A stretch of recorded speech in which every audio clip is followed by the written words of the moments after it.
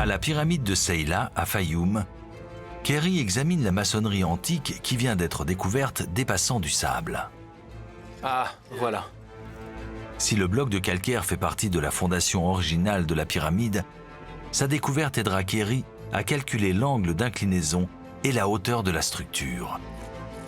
Cela pourrait prouver que le père de Khéops, le pharaon Snéfrou, a construit la première pyramide à face lisse ici à Seyla. Les pyramides à face lisse constituent une évolution majeure par rapport aux pyramides à degrés qui les ont précédées. Avec la construction de cette pyramide, Snéfrou a innové. Il expérimentait et faisait des choses qui n'avaient jamais été faites nulle part ailleurs. Le changement d'aspect radical des tombes monumentales des pharaons découle probablement d'un changement dans les croyances religieuses. Au milieu du 3e millénaire avant notre ère, les Égyptiens ont développé la croyance que le pharaon était le descendant du dieu du soleil, Ra. Les pharaons ont commencé à ériger des complexes pyramidaux alignés sur un axe est-ouest afin qu'ils puissent s'élever dans l'au-delà pour rejoindre Ra dans son voyage à travers le ciel. Les pyramides devaient alors adopter des faces lisses inclinées à environ 51 degrés pour refléter l'éclat du soleil et ressembler à un rayon de soleil. Ces vraies pyramides à face lisse n'étaient plus seulement des lieux de sépulture et de culte. Elles sont devenues de puissants symboles du lien entre le pharaon et le dieu du soleil.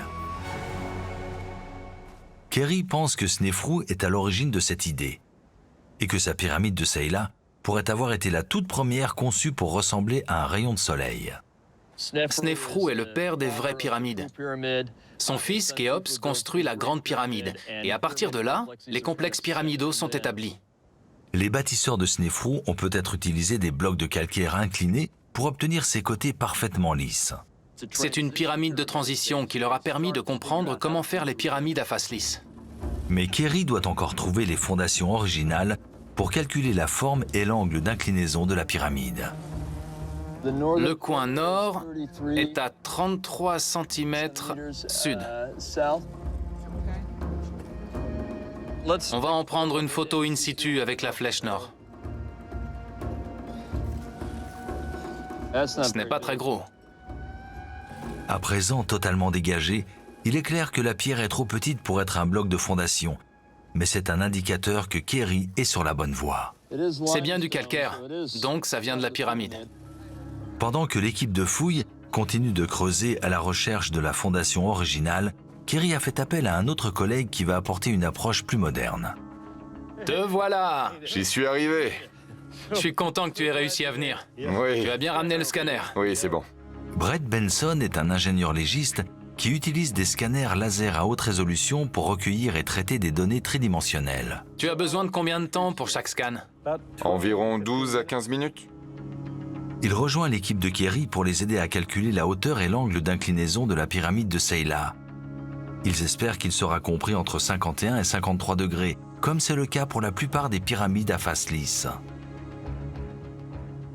Essayer de recueillir de telles données, de reconstituer une structure vieille de milliers d'années et de déterminer l'apparence qu'elle avait, c'est palpitant. Brent se met au travail sans perdre de temps en scannant un premier côté de la pyramide. Allez, je vais le lancer. C'est bon, ça scanne. Le scanner à haute résolution analyse la réflexion d'un laser de précision afin de créer une image 3D avec une marge d'erreur de moins d'1 millimètre.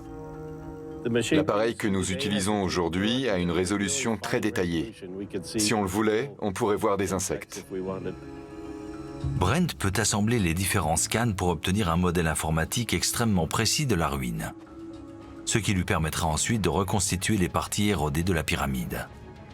On espère vraiment pouvoir reconstituer les angles et la taille originale de la pyramide. Je suis très enthousiaste, ça va être fantastique.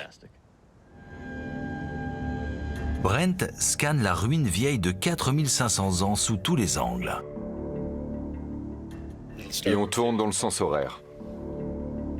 Pendant ce temps, Kerry retourne sur le site de fouille. S'il veut déterminer le périmètre de la pyramide, il doit absolument trouver les fondations d'origine. Kerry et Christine cherchent maintenant le coin de la pyramide.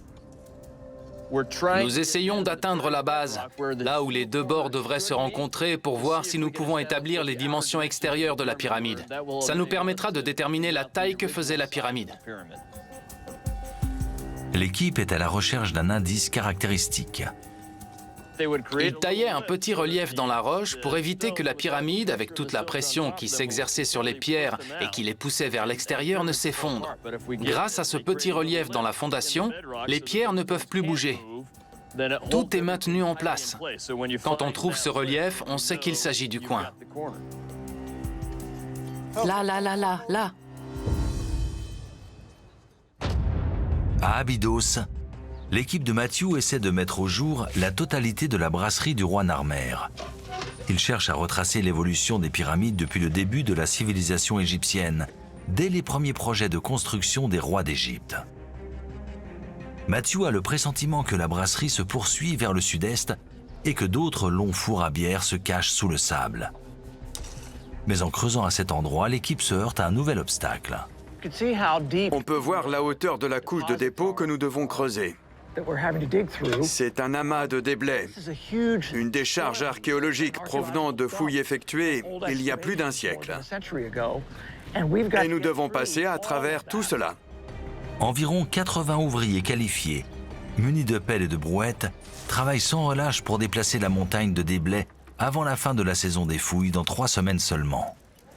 Notre temps est limité, ce qui veut dire que tout le monde doit travailler d'arrache-pied pour qu'on y arrive. Mais avec cette équipe, je suis confiant. Nous trouverons ce que nous cherchons. J'en suis sûr. Alors que l'excavation se poursuit, Matthew rejoint Ashraf Zedan Mahmoud sur une autre partie du site. Ashraf et moi-même mettons au jour l'intérieur d'une des cuves en terre cuite. Nous faisons ceci dans l'espoir de trouver des résidus du liquide qu'elle contenait autrefois.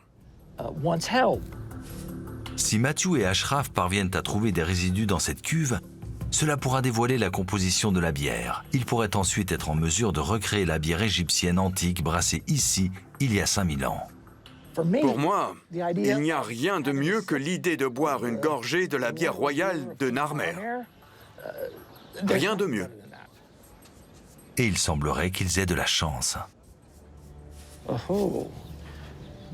Ça a l'air prometteur. Ce sable jaune à l'intérieur a été déposé là par le vent. En revanche, cette matière plus sombre là est également du sable, mais qui a absorbé le liquide. La bière est là. Ce résidu devrait permettre à Matthew de recréer la bière du roi Narmer, vieille de 5000 ans. En tant qu'archéologue, c'est le genre de choses qui nous motive. Ça nous permet de nous mettre à la place des Égyptiens de l'Antiquité. Pour ce qui est du site de fouille principal, l'équipe a déplacé des tonnes de sable pour dévoiler la brasserie qui se trouve en dessous. Nous avons trouvé exactement ce que nous cherchions. Il y a des restes de plusieurs cuves. Ça, ce sont les bases cassées des cuves. Les ouvriers ont mis au jour un nouvel ensemble de cuves, à environ 8 mètres des 2 longs fours à bière qu'ils avaient découverts plus tôt dans la saison.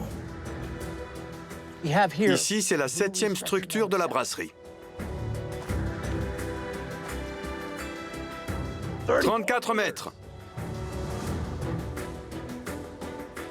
Chacun des 7 fours à bière mesure 34 mètres de long et comprend 80 cuves.